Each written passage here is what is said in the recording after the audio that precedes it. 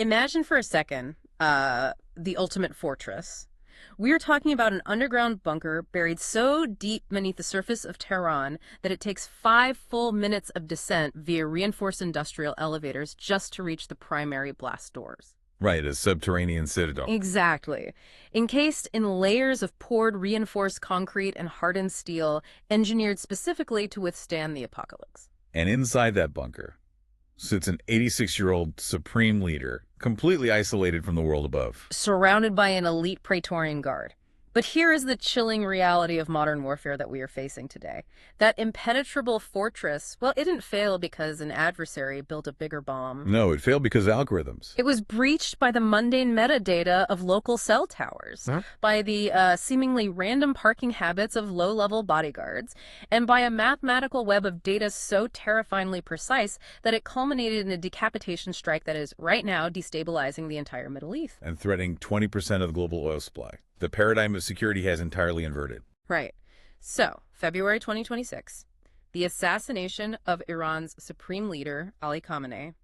Today, we are going to deconstruct the terrifying precision of the algorithmic warfare that made this strike possible. It's a complete shift in how global power operates. Absolutely. We are going to examine the immediate catastrophic shockwaves currently freezing global energy markets, and we'll look straight into the dark, unpredictable political vacuum forming inside Iran as we speak. Because if you're trying to navigate these rapid seismic geopolitical shifts, you need to look at the structural data. Exactly. Whether you're looking at global supply chains, national security, or just trying to understand the news, deep, impartial analysis is really the only way to see what is actually happening beneath the surface. So if you value this kind of breakdown, make sure you subscribe to the deep dive. Let's start by looking at the physical space where all this data was harvested. Right. We need to talk about Pastor Street. Yeah, so Pastor Street is essentially the nervous system of the Iranian government in central Tehran. If you walk down that street on a normal day, you're looking at the absolute epicenter of Iranian political life. It houses the offices of the president, the headquarters for major government ministries, right? Exactly. It's a highly secure, heavily monitored complex. But since June 2025, the daily rhythm of Pastor Street fundamentally changed. Because that was the inflection point of the current war. We had Operation Rising Lion from the Israeli side and Iran's retaliatory True Promise 3. Correct. Once those kinetic exchanges happened, the perceived threat matrix for the Iranian leadership spiked to an unprecedented level. Ali Khamenei essentially vanished from public view. He retreated into that deep underground bunker we mentioned. Yeah. And from a traditional security standpoint, this is standard protocol. You move the most valuable asset off the board, you submerge him. But a state cannot function indefinitely in a vacuum, right? I mean, decisions have to be made, decrees must be signed. High-level strategy requires face-to-face deliberation among the top brass. You can't just govern via encrypted text messages forever. Which brings us to the morning of February 28th. The intelligence indicates a highly significant meeting was scheduled. One so critical that the 86-year-old supreme leader was forced to physically leave the absolute safety of his bunker. And move to a specific meeting location within the Pastor Street complex. And the moment you move a high-value target, you introduce physical security personnel, you've got bodyguards, motorcades, advanced teams. And that is exactly the vulnerability the intelligence operation exploited. Right. Because, well, the Iranian bodyguards were operating under a 20th century security mindset. They were securing a physical route. Right. They were checking for snipers on rooftops, sweeping for car bombs, monitoring the crowds for suspicious individuals. They were looking at the street level. But the Israeli intelligence apparatus, specifically Mossad, they weren't looking at the street.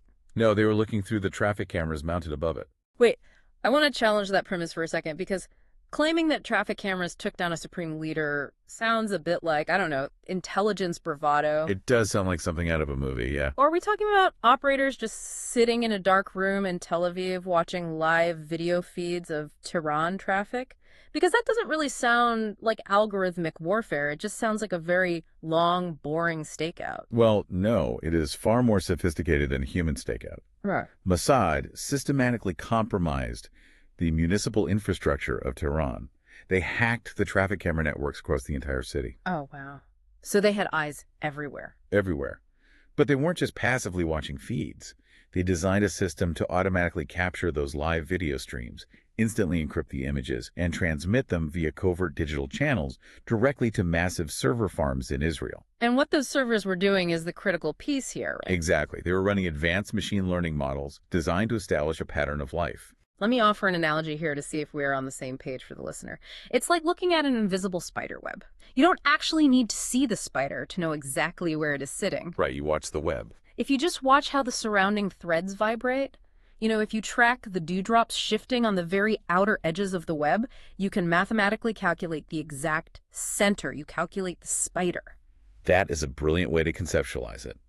The algorithm doesn't care about the supreme leader. It cares about the dewdrops. The mundane behaviors. Yes. It cares about the repetitive behaviors of the people assigned to protect him and his inner circle. The machine learning systems were cataloging thousands of specific guards. Mapping where these low-level security personnel lived. Exactly. They tracked the exact time their shifts started and ended every single day. They analyzed the specific routes they drove to work, where they bought their coffee, and precisely which parking spots they used near the Pasture Street complex. So, by amassing a mountain of data on the lowest level security personnel, the algorithm can perfectly predict the movements of the highest level targets. Precisely. They correlated all of that mundane data to determine exactly which senior official a specific guard was assigned to protect. So once you have a mathematical baseline of a city's security rhythm, any deviation acts as a glaring red flag. Exactly. If a bodyguard who usually parks in Lot A at 8 a.m. suddenly parks in Lot B at 6 a.m. alongside the bodyguards of 3 other top-tier generals, the algorithm instantly flags it. Yes, it flags that a major convergence of high-value targets is about to happen at a specific coordinate. As one Israeli intelligence officer noted during the debriefs before the war even began, they possessed a digital twin of the city. A digital twin? That is wild. They knew the streets of Tehran as intimately as they knew the streets of Jerusalem. But visual data is only one dimension. The intelligence files show this was a deeply integrated joint operation.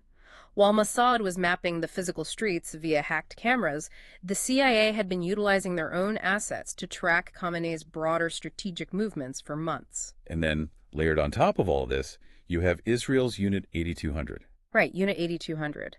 The Signals Intelligence Division of the Israeli Defense Forces. If Mossad provided the visual pattern of life, Unit 8200 provided the invisible electronic architecture. They scanned global telecommunications networks. And the crucial distinction to make here, something that I think often gets lost in conversations about surveillance, is that Unit 8200 does not need to listen to the audio of a phone call. No, not at all. They don't need to read the text of an encrypted message. They just need the metadata. Metadata is exponentially more powerful than content. Content can be coded, it can be spoken in euphemisms, or it can just be a deliberate lie. But metadata is mathematically objective? Yes, exactly. Unit 8200's algorithms look at the digital exhaust of a device. Who is this phone connecting to? How long did the connection last? Which specific cell towers were pinged during the call? What is the geographic proximity of device A to device B when the ping occurred? Right. When you analyze billions of these microscopic data points, the invisible hierarchy of an organization reveals itself in high definition. Let's ground this in how it actually works, because this is where the sheer computational power is staggering. The operation used a technique called social network analysis. And to be clear, we are not talking about social media platforms like Facebook or X. Right. In mathematics and intelligence, social network analysis is a computational model that processes these billions of disparate data points to map relationships between nodes. Yes, and it operates purely on probability and correlation. Right. Think about it like the pizza delivery guy. Let's say the algorithm is trying to find a hidden operational link between 2 suspected commanders, person A and person B. The algorithm analyzes their metadata and sees that person A and person B have absolutely zero communication. They use different networks, they never call each other, they never occupy the same physical grid square. So a human analyst might conclude there is no relationship there. Exactly. But the social network analysis algorithm looks at the broader web. It notices that a low-level courier, our pizza delivery guy, person C, regularly visits a safe house near person A, and exactly 2 hours later, that same courier's cell phone pings a tower near person B. And if that sequence repeats statistically often enough, the algorithm automatically draws a heavily weighted operational link between Commander A and Commander B, without them ever exchanging a single word. It's incredible. And then you combine that staggering digital dragnet with human intelligence. Because the debriefs show that Mossad didn't rely solely on machines, they utilized local Iranian opposition groups. They leveraged foreign proxies who held dual citizenship to move freely. They systematically identified and blackmailed Iranian agents who had hidden vulnerabilities. Right. You take a whispered rumor from a compromised agent, you overlay it with a cell tower ping from Unit 8200, and you cross-reference it with a hacked traffic camera image of a bodyguard's car from Mossad. And the synthesis of that data creates a targeting coordinate with a near-zero margin of error. Exactly. But if we followed this logic, if the joint intelligence apparatus possessed this omnipotent capability, if they had fundamentally mapped the daily existence of the Iranian leadership down to the parking spaces, why wait? I mean, the war had been escalating for months. Why hold back this capability until the morning of February 28th? That brings us to the escalation phase and the inherent physics of algorithmic warfare. You don't execute a strike of this magnitude based on unproven models. Right. The operation on February 28th was the culmination of a highly specific methodology that had been field tested and perfected 2 years prior, in September 2024. Oh, the assassination of Hezbollah leader Hassan Nasrallah in Beirut. Precisely. Nasrallah was the architectural blueprint for Khamenei. Hezbollah, based in Lebanon, had functioned as Iran's most potent proxy army against Israel for decades. And Nasrallah, much like the supreme leader, recognized his vulnerability early on. He did. He spent almost the entirety of his life submerged in a heavily fortified underground bunker complex in Beirut. For over 15 years, Israel repeatedly attempted to eliminate him using traditional military doctrine. And they failed every single time. Every time. Brute force could not penetrate the secrecy. So, they changed the paradigm. They initiated a 20-year campaign to build an inescapable intelligence dragnet around him. And the granular details of how they built that dragnet around Hezbollah are deeply unsettling. I mean, the debriefs mention they started by analyzing martyr posters. It is a masterclass in open-source intelligence. Hezbollah has a deeply ingrained culture of martyrdom. When a fighter was killed in combat, the organization would immediately print and distribute a commemorative poster. And Israeli intelligence built algorithms specifically to scrape social media and news feeds for these posters. Yes. They would analyze the specific city the fighter originated from, the location of his death, and, crucially, they mapped exactly which individuals were publicly mourning him online or attending his funeral in person. So they literally used the psychology of grief to build the organizational chart. Yes. By algorithmically linking the mourners to the deceased, they mathematically reconstructed Hezbollah's hidden command hierarchy from the bottom up. That is incredible. And they went much deeper into the physical world, too. They utilized satellite imagery and local assets to track the odometers on the cars of known Hezbollah operatives. Wait, odometers? Yeah, by calculating the mileage added in a given day, they could define the exact geographic radius of their operations. Oh, smart. They trained visual recognition AI to scan hillsides in Lebanon, looking for seemingly random ventilation shafts that betrayed the presence of an underground facility. They monitored local supply chains for sudden, unexplained orders of reinforced concrete or specialized wiring. And then there is the cyber aspect, which is just terrifying. They managed to convert the mobile phones of Hezbollah operatives into dormant listening bugs. Right. They didn't just track the phones, they physically compromised the hardware, so that even when the phone appeared to be off, it was actively recording and transmitting audio from within secure rooms. So all of these hyper-specific data points, the posters, the odometers, the concrete orders, the dormant bugs, they all fed into a central algorithm. And in September 2024, that algorithm confirmed Nasrallah's exact coordinates. The result was Israel dropping over 80 tons of bunker buster munitions on his underground headquarters. Total annihilation of the facility. And mathematical models were proven lethally effective. Which brings us back to Tehran, February 2026. The blueprint works, the models are running, but the original operational window for targeting the supreme leader wasn't February. No, it wasn't. According to the public statements made by Israeli Defense Minister Israel Katz, the formal political decision to execute the assassination of Khamenei was taken in November 2025. But the intelligence and military commands were given an operational window slated for May or June of 2026, right? Correct. They wanted months to position assets and prepare for the inevitable regional fallout. So how does a strategic operation of this immense magnitude get accelerated by 3 to 4 months? You don't just casually move up the assassination of a head of state without risking the collapse of the entire plan. You do it when the target makes a fatal unforced error. The acceleration was driven by a combination of target opportunity and a spectacularly botched Iranian deception tactic. Okay, unpack that. On that weekend, in late February, Iranian military intelligence correctly anticipated a potential Israeli air campaign. However, they assumed it would follow traditional doctrine. They expected the strikes to happen at night, under the cover of darkness, targeting military infrastructure. And they wanted to project strength. They wanted to deter domestic panic. Exactly. To project an aura of complete control and safety, Iranian officials initiated a psychological deception operation. They deliberately authorized the publication of photographs showing senior government staff, top-tier commanders, and key officials calmly leaving the Pasteur Street headquarters. So the visual message to the Iranian public, and more importantly to Israeli intelligence, was clear. The threat has passed. We are secure. The leadership is going home for the weekend. But they fundamentally underestimated the machine. They didn't realize they were trying to lie to an algorithm that was already watching their shadows. It was a catastrophic miscalculation. Huge.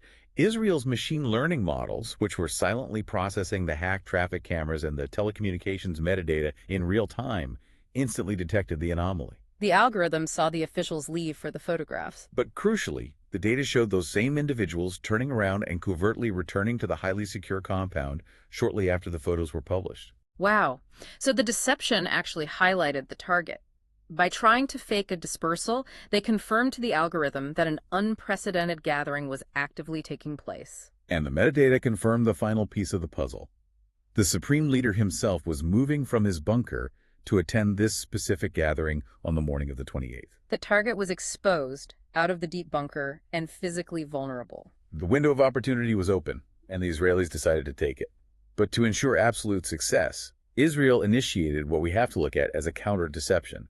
2 hours before the missiles were even launched, they executed a localized electronic blackout. The intelligence files state that Israel intentionally jammed the mobile network services, specifically in the target grid around Pasteur Street. Let's really think about what that means on the ground.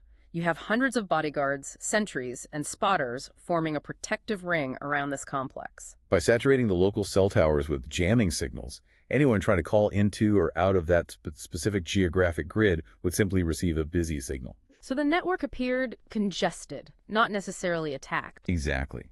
But the tactical effect was absolute isolation. Israel surgically severed the communication lines between the Supreme Leader's inner security detail and the entire outside world. So if a low-level sentry stationed 5 miles away noticed a sudden anomaly in the airspace, or if a radar operator caught a fleeting blip, they had absolutely no way to radio or call ahead to Pasteur Street to initiate a VIP evacuation. The highest echelons of the Iranian leadership were sitting in a room, completely unaware that they had been technologically marooned. They were effectively deaf and blind. And then comes the physical execution. To understand why Iran's sophisticated air defense systems were completely paralyzed, we cannot just say a missile hit the building. We have to examine the specific physics of the weapon used, the Blue Sparrow missile. This is where the engineering is truly terrifying, because traditional air defense architecture, whether you are looking at American Patriot batteries, Russian S-400s, or the Iranian equivalents, they are all fundamentally built on one core geometric expectation. They expect a threat to travel sideways. That is the crucial vulnerability. Right. Traditional radar is designed to scan the horizon. It looks outward. When a traditional cruise missile or fighter jet approaches, it travels somewhat parallel to the ground. The radar dish spots the incoming object miles away, tracks its horizontal path across the sky, feeds that trajectory into a computer to calculate an interception point, and then fires a countermissile to meet it in the air. And that entire defensive kill chain relies on one non-negotiable commodity, reaction time. You need seconds, sometimes minutes, to execute that sequence. But the Blue Sparrow does not play by those geometric rules. It doesn't travel horizontally. Not at all. The Blue Sparrow is launched from an aircraft at standoff distance, far outside the range of enemy air defenses. Its initial trajectory takes it violently upward, almost vertically, propelling it entirely out of the Earth's atmosphere. It enters the exoatmosphere? Yes. It navigates in the vacuum of space to position itself directly above the specific target coordinates, and then it drops. It re-enters the atmosphere, plunging straight down like a spear at terminal velocity. So while the Iranian radar dishes are frantically spinning, looking out at the horizon for a threat approaching from the side, the Blue Sparrow is already directly above them, dropping at Mach speeds through their blind spot. Precisely. By the time the missile drops low enough to enter the radar's vertical field of view, the geometry is impossible. There is virtually zero reaction time left. The system just does not have the seconds required to notice the anomaly, categorize it as a threat, select an appropriate interceptor, launch it, and physically make contact before the Blue Sparrow detonates. As one intelligence official explicitly noted in the debriefs, the Blue Sparrow helped take their eyes. It blinded the Iranian defense network, not by physically destroying the radar installations, but by exploiting their fundamental geometric limitations.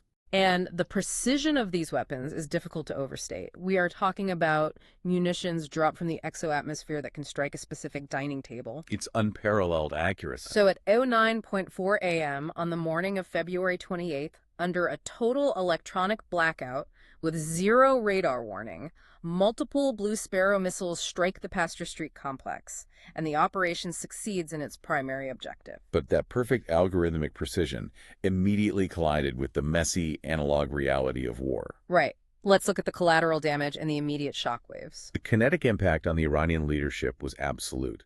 The strikes instantly killed the 86-year-old Supreme Leader Ali Khamenei. But the radius of destruction wiped out an entire generational dynasty. The casualties included his daughter, his son-in-law, his grandchild, and his daughter-in-law. His wife sustained severe injuries and died in a medical facility 2 days later. Alongside the family, 30 senior government officials and commanders who were attending the meeting were eliminated. The entire apex of the Iranian state was vaporized in a matter of seconds. And this decapitation strike was the catalyst for what the U.S. military designated Operation Epic Fury, a massive, coordinated military offensive that immediately followed the assassination to cripple Iran's remaining command and control infrastructure. But here is where we have to examine the tragic friction of modern conflict. We just spent 20 minutes discussing algorithms that can track a bodyguard's parking spot and missiles that can hit a dining table from space. Right. And yet, during Operation Epic Fury, a catastrophic error occurred. An American munition struck a girls' school located in close proximity to buildings owned by the Islamic Revolutionary Guard Corps, the IRGC. Over 150 children were killed. It is a devastating reality, and it exposes the fatal flaw at the heart of algorithmic warfare. When military investigations reviewed the targeting data for that specific strike, they found that the U.S. forces were relying on outdated intelligence coordinates. The intended target was an IRGC logistics hub, but the data fed into the targeting computer was stale. The algorithm functioned perfectly, but the data it was fed was fundamentally flawed. Which highlights a terrifying point. A precision weapon is only as accurate as its most recent data point. If the intelligence pipeline experiences a 24-hour lag due to bureaucratic verification, communication silos, or just human friction, a hyper-precise smart bomb becomes a weapon of mass tragedy. Exactly. The machine does not have morality. It only has coordinates. And the political fallout from this specific error has been massive inside the United States. 46 Democratic senators have formally drafted letters to the U.S. Department of Defense demanding a full accounting and transparency regarding the intelligence failure that led to the school strike. It demonstrates how a single tactical error in a high-tech war instantly escalates into a severe domestic political crisis for the nations involved. The tension between the promise of technological infallibility and the reality of human error is immense. But the kinetic strikes, the physical destruction of buildings and bodies, were only one half of the offensive. The intelligence files outline a simultaneous psychological cyber war aimed directly at the morale of the Iranian people and their armed forces. The cyber campaign was designed to induce total societal paralysis. Immediately following the strike, Iranian government websites were systematically hacked and taken offline. Official communication channels were severed. But the most insidious and effective tactic involved the hacking of a highly popular religious calendar app used by millions of Iranians. I want to pause and visualize that for a second. Yeah. We aren't talking about hacking a military server. We are talking about an app on a civilian's phone. Right. The operators compromised this religious calendar app to send targeted push notifications directly to the devices of the Iranian armed forces, instructing them to surrender. It is a brilliant, entirely devastating form of psychological warfare. You are not just bombing the enemy's infrastructure, you are infiltrating the most intimate, trusted spaces of their daily existence. A religious calendar app is something a soldier or a citizen might check 5 times a day for prayer times. It is a source of spiritual grounding and routine. By weaponizing that specific platform to deliver a message of defeat and surrender, the intelligence apparatus is attacking their psychological foundation. It's a demonstration of absolute omnipresence. It's the algorithm whispering in their ear saying, "We control your skies, we control your government servers, and we are inside the phone sitting in your pocket right now." Which naturally corners the remnants of the Iranian regime. Their paramount leader is dead. Their military infrastructure is heavily compromised. Their internal communications are weaponized against them. They cannot win a direct, symmetric military confrontation against the combined forces of the U.S. and Israel. So they must respond asymmetrically. They pivoted their retaliation away from military targets and aimed directly at the global economy.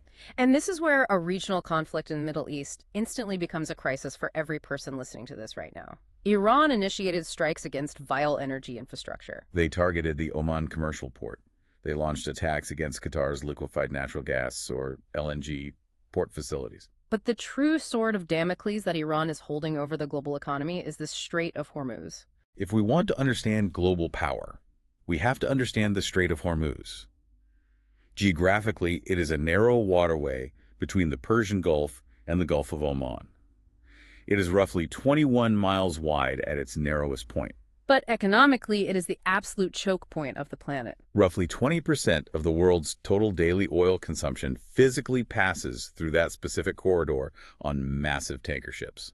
Let's really emphasize the stakes here. For a listener who might just see it as a blue line on a map, what happens if that strait is effectively closed? If you look at the second and third order effects, the devastation lands squarely on Asia. The economies of China, India, Japan, and South Korea import at least 3/4 of their total oil supply through the Strait of Hormuz. We're talking about the energy that powers the manufacturing hubs of the world. Exactly. So if the IRGC begins deploying naval mines into that narrow shipping lane, or if they continuously fire anti-ship missiles at these massive, slow-moving commercial oil tankers, marine insurance premiums skyrocket. Shipping companies refuse to send their vessels into the Gulf. The flow of oil stops. And the cascading effects are instantaneous. Energy prices spike globally. The cost of manufacturing in Asia skyrockets. Global supply chains freeze. Inflation surges in Europe and the Americas. Iran's strategic calculus is brutal but logical. Inflict maximum intolerable economic pain on the entire globe, with the expectation that international pressure, specifically from China and Europe, will force the U.S. and Israel to halt their military offensive. It is a terrifying leverage play. They are holding the global economy hostage to ensure their own survival. And if you, listening to this right now, value this kind of unflinching, long-form breakdown of how a single missile strike in Tehran can dictate the cost of your groceries, the price of your fuel, and the stability of your investments, please hit the like button on this deep dive. It really is all connected. And I genuinely want to know your perspective on this. Jump into the comments and tell us. Do you believe this new era of algorithmic warfare actually makes conflict more precise and contained? Or does the economic hostage-taking and the civilian fallout prove that it just makes the entire world drastically more volatile?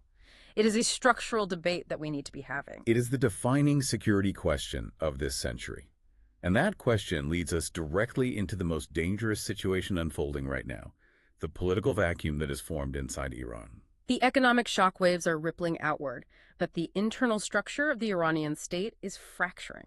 You have a nation reeling from the sudden, hyper-violent erasure of an 86-year-old supreme leader who ruled with an iron grip for decades. The intelligence reports describe a society split completely down the middle. We are seeing videos emerging of thousands of citizens weeping in the streets, participating in intense public mourning rituals. But simultaneously, there are viral videos circulating of Iranian citizens actively celebrating his death, handing out sweets and dancing. That deep internal fracture makes the constitutional succession process incredibly volatile. Under Article 111 of the Iranian Constitution, the responsibility of choosing a new leader falls to the Assembly of Experts. This is a deliberative body of 88 senior Islamic theologians and religious scholars.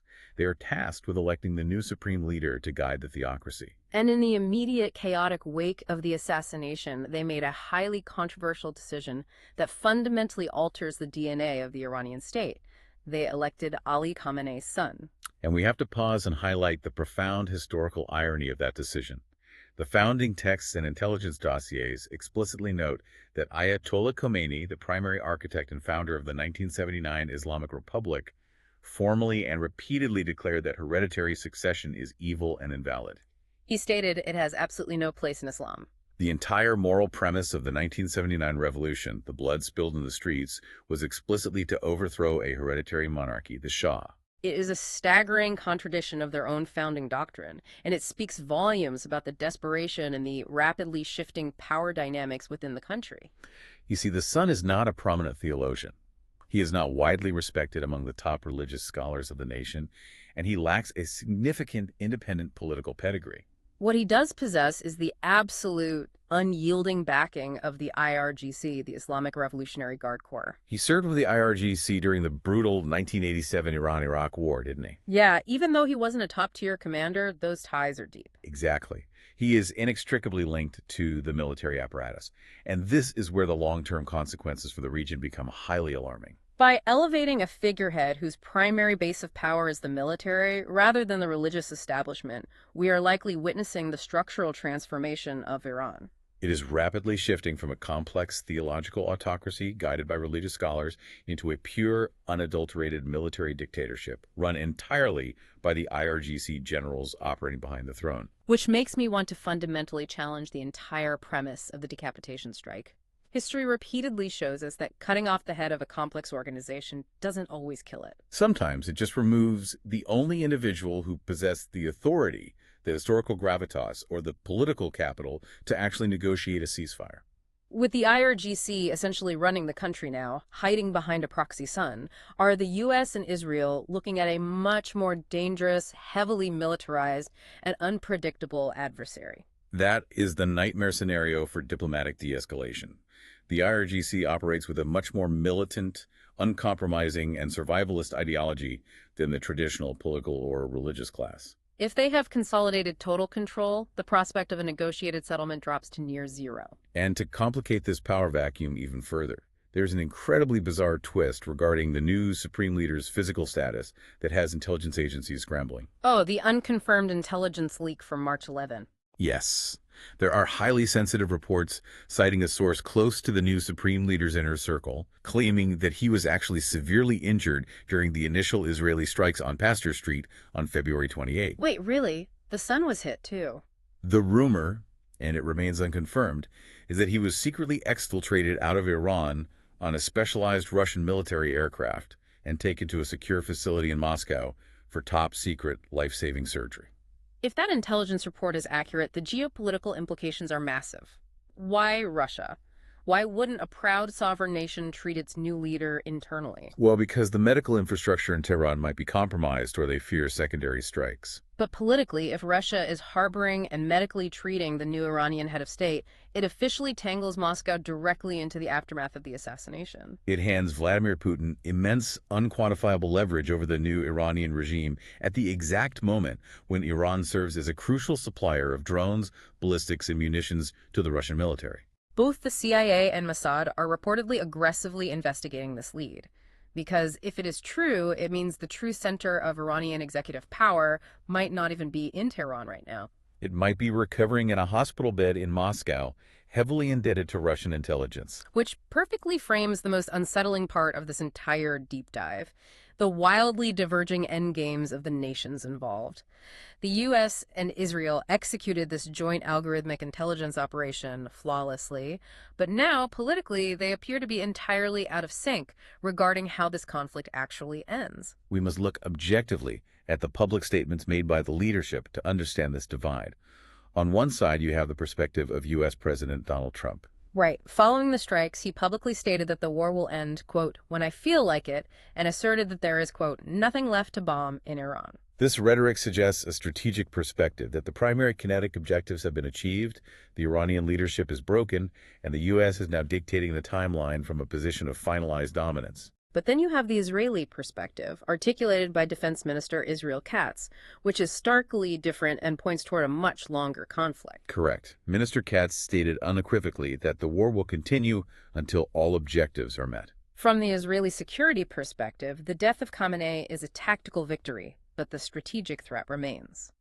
Israel views the IRGC as an institution and the remaining subterranean nuclear infrastructure as existential threats that must be entirely dismantled, regardless of who sits in the Supreme Leader's chair. So let's summarize the horizon we are looking at. We have an unchecked, IRGC-led military dictatorship rising in Iran.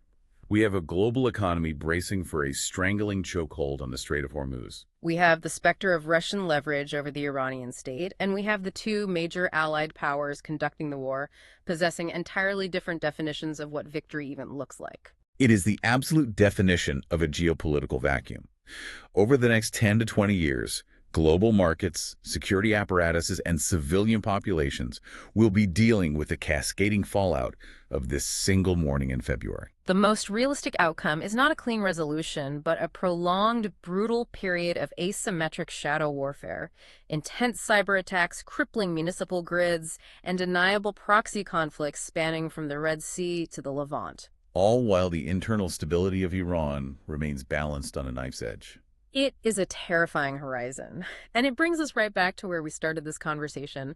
We talked about that impenetrable underground bunker, reinforced with thousands of tons of steel and concrete, a marvel of physical engineering designed to keep a leader safe from the world. But the walls didn't matter. Exactly. Yeah. Here's the chilling concept I want you to walk away with today. In the modern era, true power and true safety do not lie in concrete. They lie in the mundane, invisible data of everyday life. If an 86-year-old supreme leader, protected by an entire nation's military apparatus in a subterranean fortress, can be completely undone by the parking habits of his bodyguards and the microscopic metadata of local cell towers, well then, anonymity and safety, as we once understood them, have permanently ceased to exist on the geopolitical stage. The walls of the fortress didn't fall. They just became entirely irrelevant. The digital footprint is the new, inescapable battlefield. And in that arena, absolutely no one is invisible. If you are trying to understand the invisible forces, the algorithms, and the economic choke points shaping our global future, please share this deep dive with your colleagues, your friends, or anyone who needs to see the bigger picture behind the daily headlines. Make sure you subscribe to the feed so you never miss the signal in the noise. Thank you for listening, and we will see you on the next deep dive.